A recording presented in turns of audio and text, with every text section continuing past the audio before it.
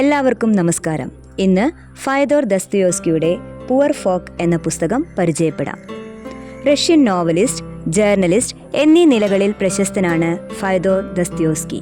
19-ാം നൂറ്റാണ്ടിൽ ജീവിച്ചു മരിച്ച അദ്ദേഹത്തിനെ 20-ാം നൂറ്റാണ്ടിന്റെ പ്രവാചകൻ എന്നാണ് ആൽബീർ കാമൂർ വിശേഷിപ്പിച്ചത്. മെക്കാനിക്കൽ എഞ്ചിനീയർ ആയും സൈനികനായും സേവനമനുഷ്ഠിച്ച അദ്ദേഹം തന്റെ ജോലി ഉപേക്ഷിച്ച് സാഹിത്യരചന തിരഞ്ഞെടുക്കുകയും ആദ്യ നോവലായ പുവർ ഫോക്കിലൂടെ തന്നെ പ്രശസ്തനാവുകയും വായനക്കാരന്റെ മനസ്സിൽ പ്രഥമ സ്ഥാനം അലങ്കരിക്കുകയും ചെയ്തു. ആർദ്രതയും വെറുപ്പും ആസക്തിയും ദാരിദ്ര്യവും ഏകാന്തതയും ചേർത്തുവെച്ച കഥാപാത്രങ്ങളാണ് ദസ്തയോവ്സ്കിയുടേത്. ഒരു വരി പോലും മാറ്റി എഴുതാൻ കഴിയാത്ത അത്ര തീവ്രമേറിയതും കഠിനവും മനസ്സിലേക്ക് ആഴ്ന്നിറങ്ങുന്നതുമായിരുന്നു അദ്ദേഹത്തിന്റെ ഓരോ രചനയും. ഈ കാലത്തും പല ഭാഷകളിലേക്കും മൊഴിമാറ്റം ചെയ്യപ്പെടുന്ന അദ്ദേഹത്തിന്റെ രചനകൾ ആ കൃതികളുടെ തീവ്രത എടുത്തു കാണിക്കുന്നു. 19-ാം നൂറ്റാണ്ടിലെ റഷ്യൻ സാമൂഹ്യ ജീവിതത്തിൽ രാഷ്ട്രീയം, സാംസ്കാരിക സ്വാധീനങ്ങൾ അദ്ദേഹത്തിന്റെ കൃതികളിൽ പ്രകടമാണ്. ഫ്രഞ്ച് വിപ്ലവത്തിന്റെ സ്വാധീനത്താൽ റഷ്യൻ യുവാക്കൾ സാർക്ക് ചക്രവർത്തിക്കെതിരെ നടത്തിയിരുന്ന പെട്രോസ്കി സർക്കിളിൽപ്പെട്ട് 1949 ഏപ്രിലിൽ അദ്ദേഹത്തെ അറസ്റ്റ് ചെയ്യുകയും വധശിക്ഷയ്ക്ക് വിധിക്കുകയും ചെയ്തു. വധശിക്ഷ ലഘൂകരിക്കുകയും സൈബീരിയൻ ജയിലിൽ അടയ്ക്കുകയും അവിടെ വെച്ച് the house of the dead എന്ന പുസ്തകം എഴുതുകയും ചെയ്തു. ചക്രവർത്തിനി ഈ പുസ്തകം വായിക്കാൻ ഇടവരുകയും ജയിൽ ജീവിതത്തിന്റെ കാഠിന്യാവസ്ഥ വായിച്ചറിഞ്ഞ അവർ ജയിൽ പരിഷ്കരണത്തിന് ശുപാർശ ചെയ്യുകയും ചെയ്തു. ഈ ഒരൊറ്റ സംഭവത്തിലൂടെ തന്നെ വായനക്കാരനെ ഇരുത്തി ചിന്തിപ്പിക്കാൻ കഴിയുന്ന അദ്ദേഹത്തിന്റെ വാക്കുകളുടെ മാസ്മരികത തിരിച്ചറിയാവുന്നതാണ്. പുവർ ഫോക്ക് അഥവാ ഒന്നുമില്ലാത്തവർ എന്നത് ഒരു വ്യക്തിയുടെ ആദ്യ നോവലാണെന്ന് പറഞ്ഞാൽ അതിൽ അതിശയോക്തി തോന്നുമായിരിക്കാം. കാരണം അത്രയും പക്വതയോടെയാണ് ഇതിലെ ഓരോ കഥാപാത്രത്തെയും സന്ദർഭങ്ങളെയും ഇഴചേർത്തിരിക്കുന്നത്. എന്നാൽ ദസ്തയോവ്സ്കി എന്ന നോവലിസ്റ്റിനെയും അദ്ദേഹത്തിന്റെ കൃതികളെയും അടുത്തറിഞ്ഞ ഏതൊരാൾക്കും മനസ്സിലാവും ഇത്തരം രചനകൾ അദ്ദേഹത്തിന്റെ സ്വതസിദ്ധമായ ശൈലിയാണെന്ന്.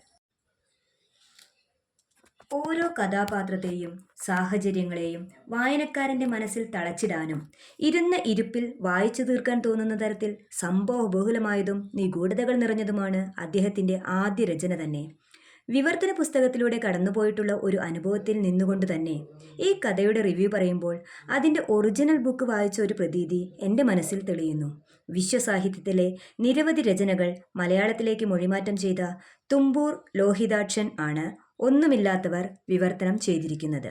യൗവനയുക്തയായ ബാർബറ അലത്സീന, മധ്യവയസ്കനായ മക്കാർ ദേവുഷ്കിൻ എന്നിവരാണ് ഇതിലെ പ്രധാന കഥാപാത്രങ്ങൾ. കൂടാതെ അന്ന, ഫിദോറ, ബിക്കോ, പൊക്രോസ്കി എന്നിവരും അവരവരുടെ റോളുകൾ കൃത്യമായി നിർവഹിക്കുന്നുണ്ട്. ദാരിദ്ര്യവും പ്രണയവും ഇഴചേർന്നുകൊണ്ട് പരസ്പര വിശ്വാസവും കരുതലും ബഹുമാനവും ഒത്തൊരുമിച്ച് വിട്ടുകൊടുക്കലുകളും ചേർത്തുപിടിക്കലും ശാസനയും സഹതാപവും ഉൾച്ചേർന്ന് രണ്ട് ദരിദ്രാത്മാക്കളുടെ പ്രണയത്തിലൂന്നിയ വികാര വിചാരങ്ങളാണ് ഈ കഥയുടെ ഇതിവൃത്തം. ബാർബറയും മക്കാറും ഏപ്രിൽ 8 മുതൽ സെപ്റ്റംബർ 30 വരെ പരസ്പരം കൈമാറുന്ന കത്തുകളിലൂടെ പറയുന്ന പല സാഹചര്യങ്ങളും സന്ദർഭങ്ങളും കഥകളും പരിഗണനയും എല്ലാമാണ് ഈ നോവലിനെ അതിൻ്റെ പാരമ്യത്തിലെത്തിക്കുന്നത്. ദാരിദ്ര്യത്തിന്റെ മൂർധന്യാവസ്ഥയിലും നിസ്വാർത്ഥ പ്രണയം കാത്തുസൂക്ഷിക്കുന്ന നിസ്സഹായ ജന്മങ്ങളുടെ രണ്ട് ജീവൽ സങ്കല്പങ്ങളാണ് ബാർബറയും മക്കാറും. ഇവർ തമ്മിലുള്ളത് പിതൃവാത്സല്യമാണോ, സുഹൃത് ബന്ധമാണോ, സഹായത്തിൽ തോന്നുന്ന പരസ്പര ബഹുമാനമാണോ, സഹോദര സ്നേഹമാണോ, അതോ യഥാർത്ഥത്തിൽ ഇവർ പ്രണയിക്കുകയാണോ എന്ന് ഇടയ്ക്കിടെ വായനക്കാരൻ്റെ മനസ്സിലേക്ക് ഒരു ചോദ്യചിഹ്നമായി കോറിയിടാൻ പ്രാപ്തമാക്കുന്ന ഒട്ടേറെ സുന്ദരവും നിഗൂഢവുമായ മുഹൂർത്തങ്ങൾ വായനക്കാരനെ ഇരുന്ന ഇരുപ്പിൽ വായിച്ചു തീർക്കാൻ നിർബന്ധിതനാക്കുന്നു. റഷ്യൻ സംസ്കാരത്തിൻ്റെയും സാമൂഹ്യ ജീവിതത്തിൻ്റെയും പ്രത്യേകതകൾ നോവലിലുടനീളം കാണുന്നുവെങ്കിലും എന്നും എവിടെയും അബലയും ദരിദ്രയുമായ സ്ത്രീകൾക്കെതിരെ ചൂഷണങ്ങൾ മാത്രമാണ് നിലനിൽക്കുന്നതെന്ന്, ഏത് കാലത്തും മാറ്റമില്ലാതെ തുടരുന്നുവെന്നും ഈ നോവലിലൂടെ ദസ്തയോവ്സ്കി അടിവരയിട്ട് കാണിച്ചു തരുന്നു. പാവപ്പെട്ടവർ എന്നും സമൂഹത്തിന് പുച്ഛിക്കാനും പരിഹസിക്കാനും മാത്രമുള്ളവരാണോ? അവർ ഒരിക്കലും സമൂഹത്തിൻ്റെ നന്മയ്ക്കോ സഹാനുഭൂതിക്കോ അർഹരല്ലേ എന്ന ദസ്തയോവ്സ്കിയുടെ ചോദ്യം ചെന്നു തറയ്ക്കുന്നത് സമ്പന്നതയുടെ തലപ്പാവണിഞ്ഞ് പാവപ്പെട്ടവരെ നികൃഷ്ട ജീവികളായി കാണുന്നവരുടെ ഹൃദയത്തിലേക്കാണ്. ദാരിദ്ര്യമാണോ പ്രണയമാണോ ഈ നോവലിൽ മുന്നിട്ട് നിൽക്കുന്നതെന്ന് ചോദിച്ചാൽ ദാരിദ്ര്യത്തിലൂന്നിയ പ്രണയം എന്ന് പറയേണ്ടി വരും. നന്ദി, നമസ്കാരം.